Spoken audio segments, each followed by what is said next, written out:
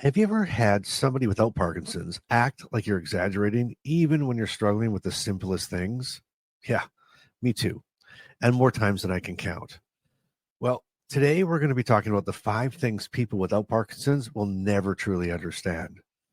And stick around to the very end because number 5 is something I've never shared publicly. Plus, I've got a Bryce-ism that might just flip the way you think about it. Welcome to Living with Parkinson's. The good, the bad, and the reality. Real talk, real life, real community with Bryce Perry. Let's begin. Hey, friends, welcome back. It's great to see you here. And if we haven't met, I'm Bryce, and this is Living with Parkinson's, the good, the bad, and the reality. And I've been living with Parkinson's for over 15 years. And on this channel, we talk about real life, the real life side of Parkinson's, not just the stuff in textbooks, the messy, the funny, and the hard truths. And a quick shout out to my loyal viewers and the inner circle. Thank you for always coming back and supporting me. And if you're new here, make sure to subscribe because we put out these episodes like 3 times a week. Plus Sundays are live on YouTube with my buddy Brian. So don't miss that.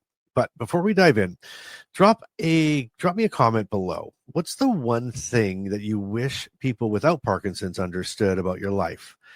I might just feature it on an upcoming episode. And remember, I read and I reply to every single comment. So don't be shy. All right, well, let's get into it.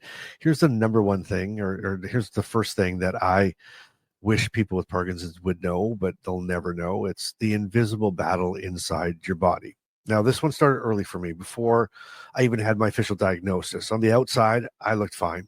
I was working, smiling, still showing up to meetings like nothing was wrong. But inside, it was like my body was running Windows 95 while someone else had upgraded to the latest MacBook. My muscles felt stiff, my energy was drained, and every move took more thought than it should.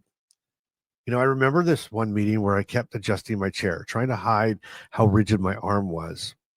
Afterwards, I remember this coworker of mine, they said, you seem distracted today. And I laughed and I said, yeah, I'm just tired, and inside I was thinking, if only you knew how hard I was fighting just to sit still. The hard part is that when people can't see it, they don't always believe it. They think you're just being tired or you're just off a little. And that misunderstanding can be just exhausting as the symptoms themselves. And now, so you've had something like that happen to you, drop the word invisible in the comment, just so we know we're in this together.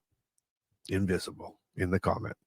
Okay, here's the second thing that they just don't get. It's how exhausting simple things can be. About 5 years in, I had a day where I went to just make a sandwich, just a sandwich, bread, meat, cheese, nothing fancy. By the time I got it made, I was leaning on the counter like I just run a marathon. Parkinson's fatigue isn't like normal tired. Normal tired is I stayed up too late last night.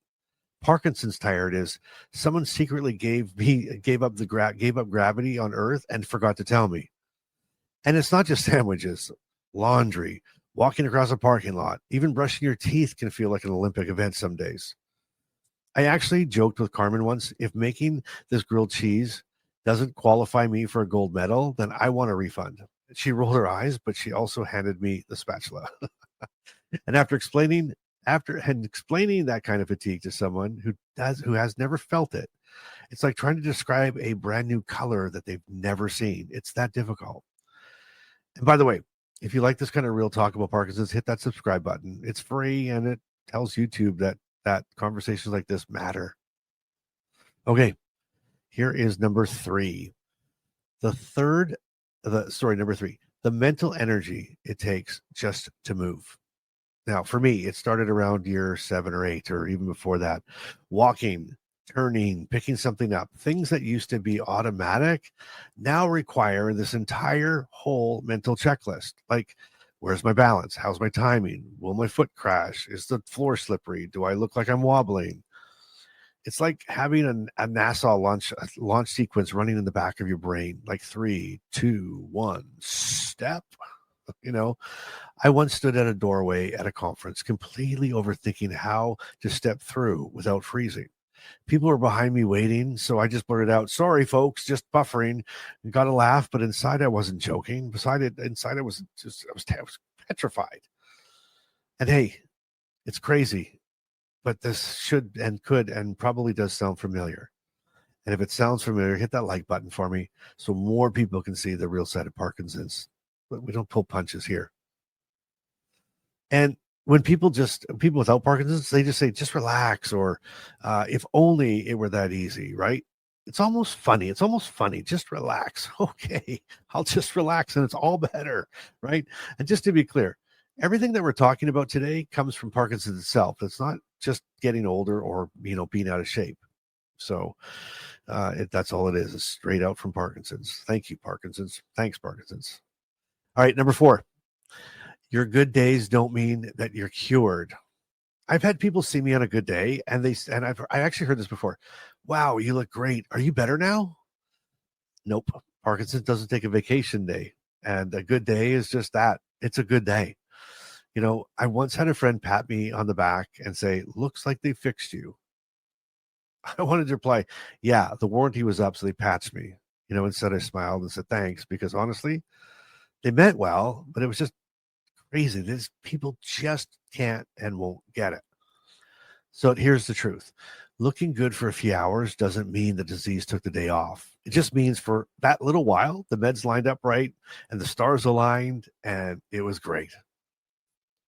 And if you've ever had someone say this to you, you can know that it can sting, but it makes the hard days invisible all over again. And by the way, if you want to talk openly about stuff like this without the whole internet watching, that's exactly what we do inside my Inner Circle community. It's private, it's real, and it's a safe place to connect with people who truly get it. And the link's in the description. You're invited. Come on in. Okay, here is the 5th thing that people who don't have Parkinson's will never get. And this is the one that I've never shared publicly. This is the one I talked about in the beginning. This one is personal and honestly a little tough to admit. But over time, I realized that every social event, every outing, every meeting, I was running like quiet calculations in the background. Will I freeze in the doorway? Will I spill my drink? Will I forget the word I need mid-sentence? It wasn't just about managing symptoms. It was about managing embarrassment before it even happened. And the truth is that constant background scanning has probably kept me from doing certain things or going certain places. Sometimes the fear of what might happen is worse than what it actually does. And it's exhausting. It's exhausting trying to calculate everything and pre-think everything and pre-worry about what might happen and not might happen.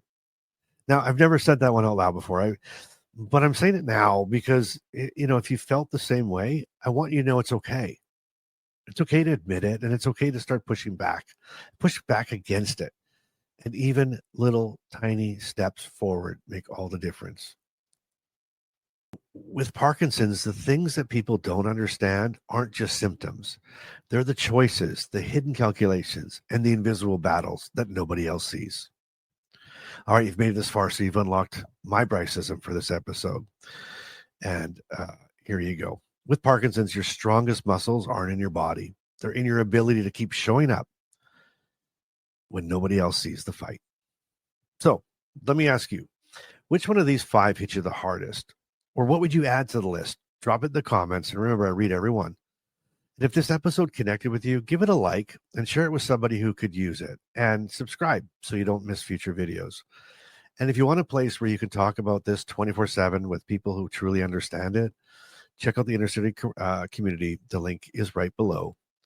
And you know what? Thanks for watching. And until next time, keep showing up, keep laughing, and keep doing life today. Parkinson's may be part of your life, but it doesn't get to define it. Thanks for listening to Living with Parkinson's, the good, the bad, and the reality. If this episode moved you, helped you, or reminded you you're not alone, share it with someone who needs to hear it. Want to go deeper? The Inner Circle is waiting. Monthly Zoom calls, 24/7 community, and a direct line to Bryce. You'll find the link in the show notes. Until next time, keep showing up and keep doing life today.